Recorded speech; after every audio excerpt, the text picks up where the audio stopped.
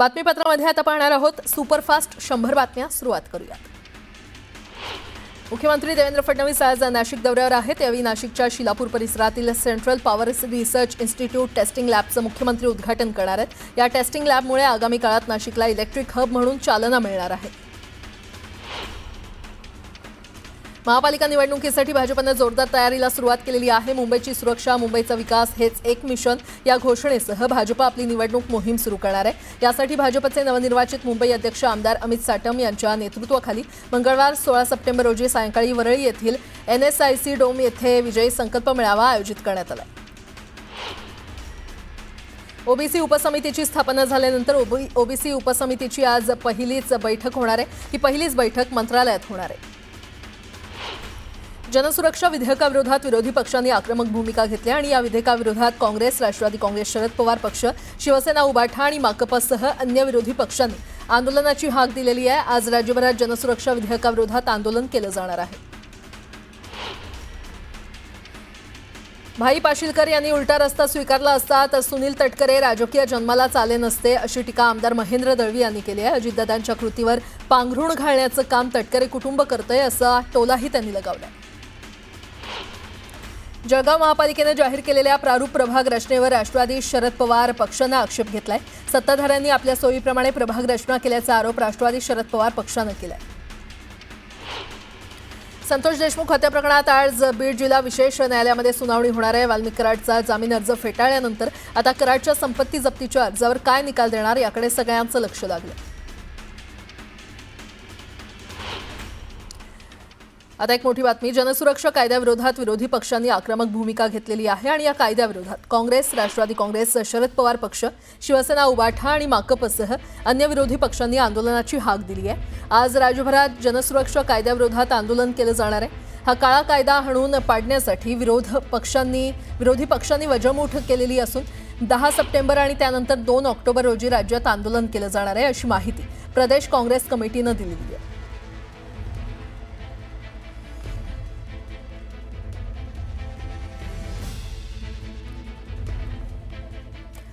करमाळ्याच्या महिला DYSP अंजना कृष्णा यांना दादांनी दम दिल्याचा व्हिडिओ चांगलाच व्हायरल झाला होता आणि यावरून विरोधकांनी देखील जोरदार टीका केली होती।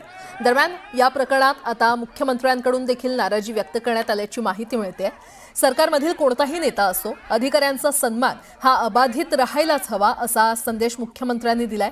त्यासोबत त्यांनी IPS कृष्णा यांची पाठराखण देखील केली आहे। तर या संदर्भात उपमुख्यमंत्री अजित पवारांनी देखील काही दिवसांपूर्वी ट्विट केलं होतं। कायदेशीर कारवाईत अडथळा आणण्याचा उद्देश नव्हता, तर केवळ परिस्थिती चिघळू नये यासाठी प्रयत्न असल्याचं दादांनी स्पष्टीकरण दिलं होतं। असं असलं तरी विरोधकांनी मात्र दादांवर जोरदार टीका केली। अवैध उत्खननविरोधात कारवाईसाठी गेलेल्या महसूल अधिकाऱ्यांना धक्काबुक्की झाली होती आणि त्यामुळे अंजना कृष्णा तिथे गेल्या होत्या अशी माहिती समोर आली आहे। मात्र यावेळी राष्ट्रवादीचे नेते बाबा जगताप यांनी थेट उपमुख्यमंत्री अजित पवार यांना कॉल लावून दिला। यावेळी अंजना कृष्णा आणि अजित पवार यांच्यातील संभाषण चर्चेत आलं होतं। खूप वेळा समोरच्या बाजूला काय चाललं आहे याची आपल्याला कल्पना नसते। अनेक वेळा आमच्याकडे निवेदनं येतात, त्या निवेदनावर आम्ही कारवाई करा असं लिहितो, मात्र त्या निवेदनात सांगितलेली वस्तुस्थिती आणि प्रत्यक्षातली वस्तुस्थिती यात खूप अंतर असतं। मग अशा परिस्थितीमध्ये अधिकारी आमच्या नजरेस आणून देतात की आपण जरी कारवाई करा म्हटलं असलं तरी यांनी दिलेली वस्तुस्थिती योग्य नाही आहे, खरी स्थिती वेगळी आहे आणि त्या आधारावर कामं होतात। त्यामुळे या संदर्भात आता अजितदादांनी खुलासा केलेला आहे आणि मी स्वतः या संपूर्ण प्रकरणाचा रिपोर्ट देखील मागितलेला आहे। पुन्हा एकदा बातम्या वेगवान स्वरूपात। चंद्रपूर आणि घुगुस शहराला जोडणाऱ्या मार्गावर खड्ड्यांचं साम्राज्य पसरलेलं आहे। वाहन चालवताना चालकांनी चांगलीच कसरत त्यांना करावी लागते। रस्त्याची दुरवस्था झाल्यानं अपघाताचा धोका वाढलाय आणि या रस्त्याची तात्काळ दुरुस्ती करण्याची मागणी नागरिकांनी केली आहे। सोलापूर महानगरपालिकेच्या आयुक्तांनी शहरातील स्वच्छतेचा आढावा घेतला। रस्त्यावर कचरा टाकणाऱ्या नागरिकांवर दंडात्मक कारवाई करण्याचे निर्देश यावेळी आयुक्तांनी दिले। ऐतिहासिक जंजिरा किल्ला पावसाळ्यानंतर पुन्हा पर्यटकांसाठी खुला करण्यात येणार आहे। 2 ऑक्टोबरला महात्मा गांधी जयंतीचं औचित्य साधून किल्ल्याचे दरवाजे पर्यटकांसाठी खुले करण्यात आहेत। सध्या पुरातत्व विभागाकडून किल्ल्याच्या आवारात साफसफाईचं काम सुरू आहे। महाराष्ट्र शक्तीपीठ द्रुतगती महामार्गाच्या भूसंपादन प्रक्रियेला गती देण्यासाठी बार्शी तालुक्यातील 8 गावांमध्ये मोजणीचं वेळापत्रक जाहीर करण्यात आले। या पार्श्वभूमीवर कायदा आणि सुव्यवस्था अबाधित ठेवण्यासाठी भारतीय नागरी सुरक्षा संहिता 2023चे कलम 163 लागू करण्यात आले. एनसीएपी वायू प्रदूषण कमी करून शुद्ध हवेच्या क्रमवारीत इंदूर, देवास आणि महाराष्ट्रातील अमरावती या शहरांनी अव्वल स्थान पटकावलेलं आहे. केंद्रीय पर्यावरण मंत्री भूपेंद्र यादव यांनी ही घोषणा केली आहे. वर्ध्याच्या गिरड येथील कपाशीच्या शेतात वाघानं ठिय्या मांडलाय. शेतकरी कामासाठी शेतात गेला असताना हा संपूर्ण प्रकार उघडकीस आलाय. याची माहिती मिळताच गावकऱ्यांनी वाघाला हुसकावून लावलं. मात्र वाघाच्या वावरामुळे ग्रामस्थ चांगलेच भयभीत झाले. शेतकऱ्यांसाठीच्या अतिउच्च दाब, उच्च दाब आणि लघुदाब उपसा जलसिंचन योजनेसाठीच्या वीज दर सवलत योजनेला आणखी 2 वर्षांसाठी म्हणजेच मार्च 2027 पर्यंत मुदतवाढ देण्यात आलेली आहे. मंत्रिमंडळ बैठकीत मुदतवाढ देण्यास मान्यता देण्यात आली. केंद्र सरकारनं कापसावरील 11% आयात शुल्क शून्य करण्याच्या निर्णयाला 31 डिसेंबरपर्यंतची मुदतवाढ दिलेली आहे. आधीच कापसाला समाधानकारक भाव मिळालेला नाही. त्यातच हा निर्णय घेतल्यानं यंदाही कापसाचे भाव कमीच राहण्याची शक्यता आहे. या निर्णयाबाबत शेतकरी वर्गात नाराजी आहे. नाशिक शहरावर धुक्याची चादर पसरली आहे. वातावरणात गारवा पसरलेला आहे. गुलाबी थंडी, दाट धुकं आणि दवबिंदू असं वातावरण नाशिककर अनुभवत आहेत.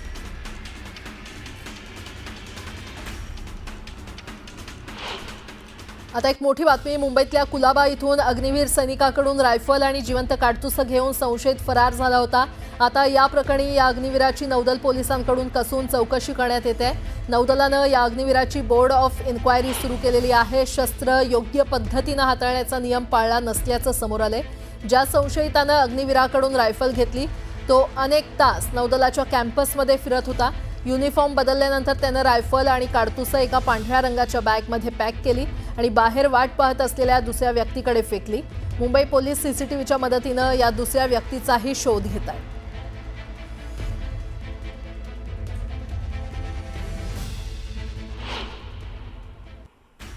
दिवाळी आणि छठपूजा सणाच्या पार्श्वभूमीवर मध्य रेल्वेनं पुण्याहून राज्यातील नागपूर, लातूरसह उत्तर भारतातील प्रमुख शहरांसाठी 300 विशेष गाड्यांचं आयोजन केलंय. त्यात लातूर आणि नागपूरसाठी 94 विशेष फेऱ्या निश्चित करण्यात आलेल्या आहेत. उच्च न्यायालयाच्या आदेशानंतर महापालिकेनं कारवाई केल्यामुळे दादरचा कबुतरखाना पूर्णपणे बंद झालेला आहे. या परिसरातील कबुतरांची संख्याही लक्षणीयरित्या कमी झाली आहे. दादर कबुतरखान्याजवळ 2 ते 3 दाणे विक्रेते होते. आता तेही निघून गेल्याची माहिती समोर येते. लवकरच स्वच्छ आणि हरित इंधनाचा पर्याय निवडण्याकडे दुर्लक्ष केल्यानं शहरातील 592 पैकी 295 बेकऱ्यांवर कारवाई करण्यात येणार आहे. गणेशोत्सवादरम्यान आरोग्य अधिकारी व्यस्त असल्यानं गणेशोत्सवात कारवाई करण्यात आली नाही. मात्र आता पालिकेनं अधिकाऱ्यांना कारवाईचे आदेश दिले. वाहनांच्या HSRP नंबर प्लेटच्या दरासंबंधी याचिका उच्च न्यायालयानं फेटाळून लावल्या. इतर राज्यांच्या तुलनेमध्ये महाराष्ट्रातील HSRP नंबर प्लेटचे दर कमी असल्याचं नमूद करण्यात आलं. मुंबई महापालिकांना प्रकल्प पूर्ण करण्यासाठी स्वहिश्याचा निधी उभारण्यास हुडकोकडून 2000 कोटी रुपयांचं कर्ज घेण्यास राज्य मंत्रिमंडळाच्या बैठकीत मान्यता देण्यात आली आहे. या निर्णयामुळे छत्रपती संभाजीनगर महानगरपालिकेच्या पाणीपुरवठा प्रकल्पासाठी 822 कोटी रुपये, नागपूरसाठी 268 कोटी रुपये तर मीरा भाईंदरसाठी 116 कोटी रुपयांची कर्ज उभारणी करता येणार आहे.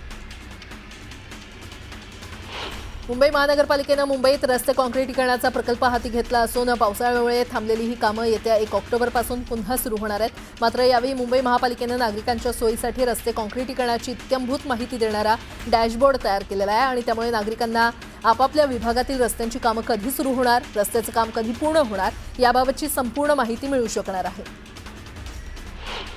केंद्र सरकारच्या पर्यावरण, वन आणि हवामान बदल मंत्रालयामार्फत देशातील 130 शहरांमध्ये स्वच्छ वायू सर्वेक्षण 2025 करण्यात आलं. त्यामध्ये पुणे शहराला 10वा क्रमांक प्राप्त झालाय. गेल्या वर्षी पुणे शहराला या सर्वेक्षणात 23वे स्थान मिळालं होतं. महापालिकेच्या प्रयत्नांमुळे शहराची हवेची गुणवत्ता सुधारलेली आहे.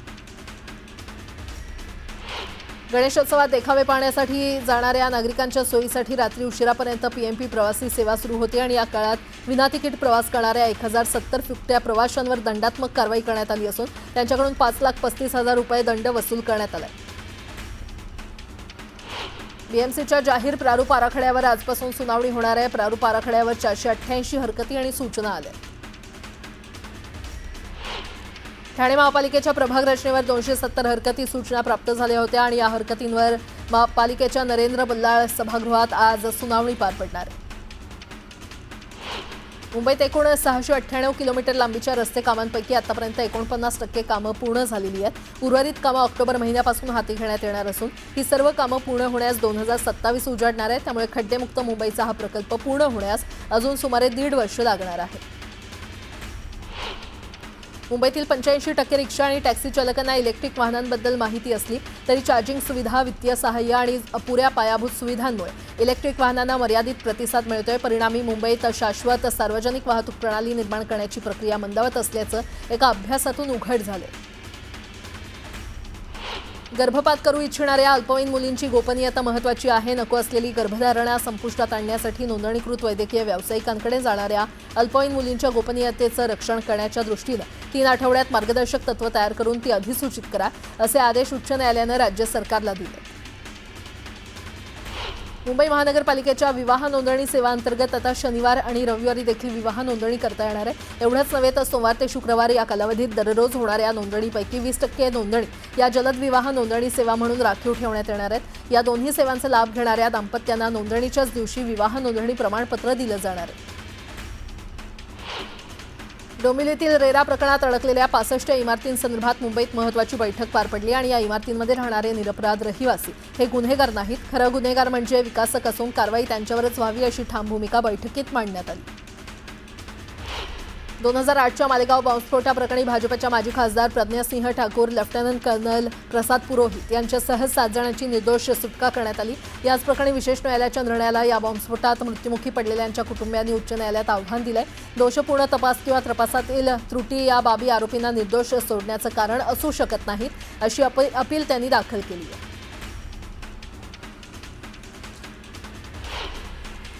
आता एक मोठी बातमी. टॅरिफवरून अमेरिकेचे राष्ट्रपती डोनाल्ड ट्रम्प यांचा आता सूर बदललेला पाहायला मिळतोय. भारताप्रती ट्रम्प हे मवाळ झाल्याचं दिसून येतंय.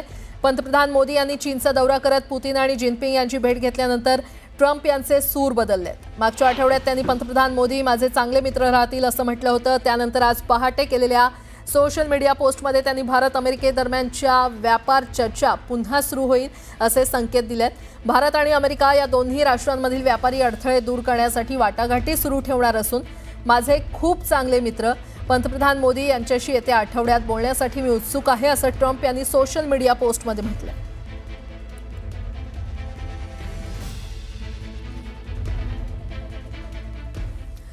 मोठी बातमी. सोने आणि चांदीच्या दरात मोठी वाढ पाहायला मिळाली आहे. जीएसटीसह सोन्याच्या दरानं 1,12,000चा टप्पा ओलांडलाय.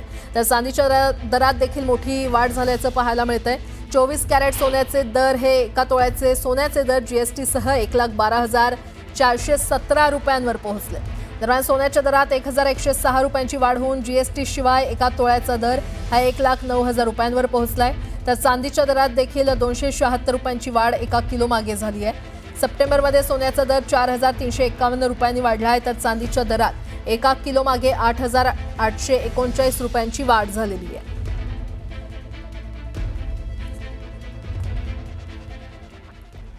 पुन्हा एकदा बातम्या वेगवान स्वरूपात. सांगलीच्या तासगावजवळ कार आणि दुचाकीचा भीषण अपघात झाला. यात बुर्ली गावातील 3घांचा मृत्यू झालाय, तर 4 गंभीर जखमी झालेत. मृतांमध्ये आजी आजोबा आणि नातवाचा समावेश आहे. सिल्लोड तालुक्यातील लिहाखेडी येथील सिद्धेश्वर जिनिंग जवळील महामार्गावर एका कारनं अचानक पेट घेतला आणि क्षणार्धात ही कार जळून खाक झाली. यावेळी प्रसंगावधान राखल्यानं कार चालकाचा थोडक्यात जीव वाचला.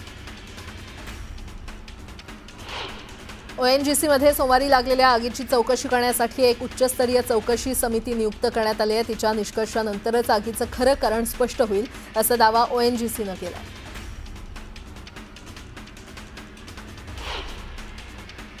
आयुष कोमकर हत्या प्रकरणातील 6 आरोपींना पोलीस कोठडी सुनावण्यात आलेली आहे. 15 सप्टेंबरपर्यंत आरोपींना पोलीस कोठडी सुनावण्यात आली आहे. पुण्यामध्ये 4 दिवसांपूर्वी आयुष कोमकरची आंदेकर टोळीनं हत्या केली होती. गोकुळ दूध संघाची सभा यावर्षीही वादळी झाली. गोंधळातच सर्व विषय मंजूर करण्यात आले. संचालकांची संख्या 21 वरून 25 करण्याचा ठराव मंजूर करण्यात आला, तर शौमिका महाडिकांनी मात्र याला तीव्र विरोध दर्शवला. मराठा आरक्षणासंदर्भातील जीआरची अंमलबजावणी करण्यास थोडा कालावधी लागेल, हे मनोज जरांगेंनी समजून घ्यावं अशी विनंती राधाकृष्ण विखे पाटील यांनी केली आहे. तर कोणताही दबाव सरकारवर नव्हता, विचार करून निर्णय घेतलाय, त्यामुळे भुजबळांना भेटून त्यांचा गैरसमज दूर करणार, असं विखे पाटील म्हटले. सत्ताधारी भाजपची आरक्षण देण्याची इच्छा नाही, सगळ्यांना झुलवत ठेवण्याचा त्यांचा प्लॅन आहे, असा आरोप महादेव जानकर यांनी केलाय. ओबीसींच्या ताटातलं सरकारनं ओरबाडून घेऊ नये, असंही जानकर म्हटलं. अभिनेत्री शिल्पा शेट्टीचा पती राज कुंद्राच्या अडचणीत वाढ झालेली आहे. 60 कोटींच्या फसवणूक प्रकरणात राज कुंद्राला मुंबई पोलिसांच्या आर्थिक गुन्हे शाखेनं समन्स बजावले. राजला 15 सप्टेंबर रोजी चौकशीसाठी बोलावण्यात आले. माओवाद्यांचा सर्वोच्च नेता बसवराजूच्या मृत्यूनंतर माओवाद्यांच्या देशभरातल्या संघटनेचे सर्वोच्च नेतृत्व जहाल माओवादी देवजी उर्फ संजीवकडे देण्यात आलंय. तिप्पिरी तिरुपती उर्फ देवजीकडे माओवाद्यांच्या केंद्रीय समितीच्या सरचिटणीसपदाची जबाबदारी देण्यात आली. चिपळूणमधील मयूर भोजने या तरुणानं मराठा समाजाबाबत आक्षेपार्ह वक्तव्य करत शिवीगाळ केल्याप्रकरणी तेढ निर्माण झाला. 2 मित्रांमधील ऑडिओ क्लिप व्हायरल झाली असून संबंधित तरुणाला पोलिसांकडून अटक करण्यात आली.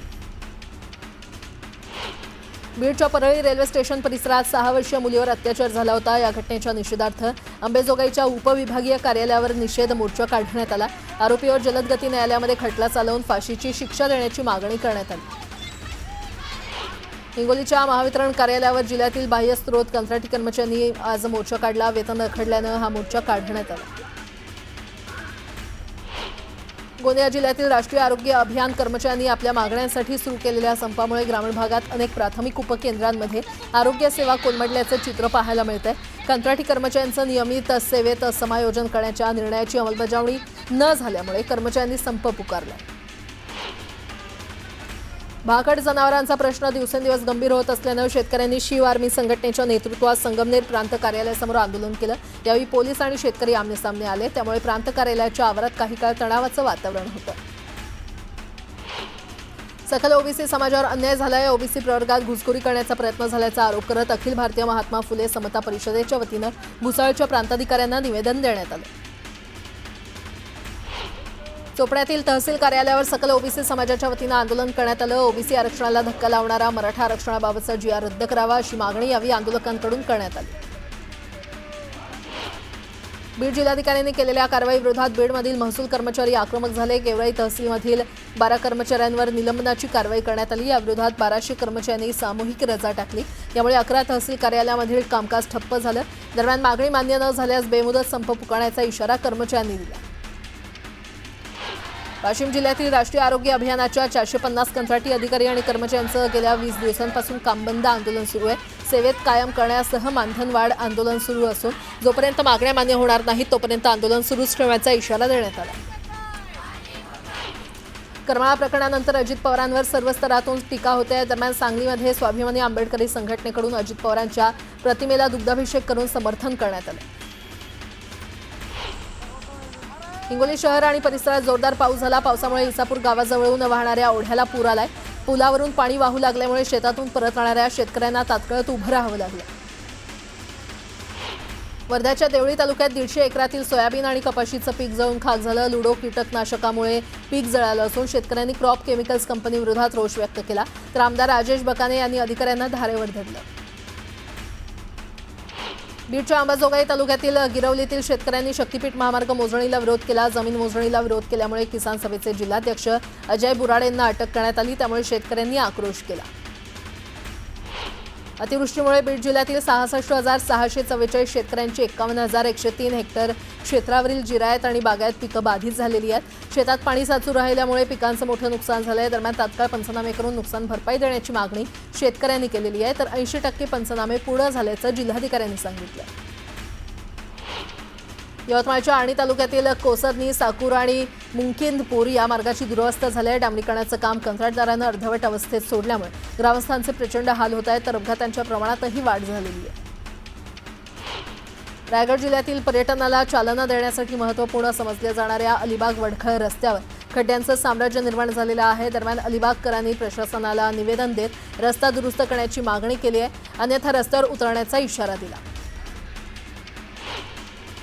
ग्रीन फ्रेंड्स नेचर क्लबचे सर्पसंशोधक विवेक बावनकुळे यांना भंडारा जिल्ह्यातील पर्यटन स्थळ असलेल्या रावणवाडीमध्ये दुर्मिळ विंचू सापडला.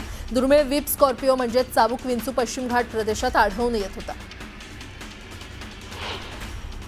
नेपाळमध्ये सोशल मीडियावर बंदी घातल्यानंतर सुरू झालेल्या गोंधळाचं रूपांतर हिंसक निषेधात झालं. निषेधात आतापर्यंत 22 तरुणांचा मृत्यू झालाय. 400हून अधिक लोक जखमी झाले.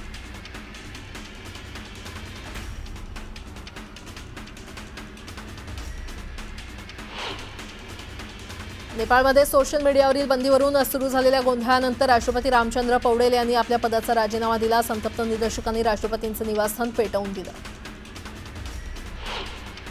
नेपाळमध्ये सोशल मीडियावरील बंदीवरून सुरू झालेल्या गोंधळानंतर पंतप्रधान के.पी. शर्मा ओली यांनीही देखील आपल्या पदाचा राजीनामा दिला. संतप्त निदर्शकांनी पंतप्रधान ओली यांच्या निवासस्थानाला आग लावली.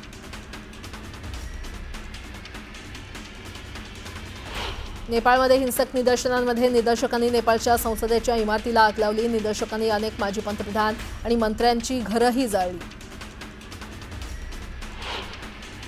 नेपाळमध्ये सोशल मीडियावरील बंदीपासून सुरू झालेल्या आंदोलनामध्ये हिंसक निदर्शनं सुरूच आहेत. सरकारविरोधी निदर्शनांमध्ये संतप्त निदर्शकांनी काठमांडूमध्ये सर्वोच्च न्यायालयाला आग लावली. निदर्शकांनी सर्वोच्च न्यायालयाच्या अनेक महत्त्वाच्या फाईल्स जाळल्या. नेपाळमध्ये सुरू असलेल्या हिंसक निदर्शनांमध्ये निदर्शकांचा राग अर्थमंत्र्यांवर भडकला. लोकांनी अर्थमंत्री विष्णू पवडे यांचा रस्त्यावर पाठलाग केला आणि त्यांना बेदम मारहाण केली. नेपाळमध्ये सरकारविरोधातील निदर्शनादरम्यान माजी पंतप्रधान झलनाथ खनाल यांच्या घराला आंदोलकांनी आग लावली. या आगीमध्ये माजी पंतप्रधानांच्या पत्नीचा मृत्यू झाला.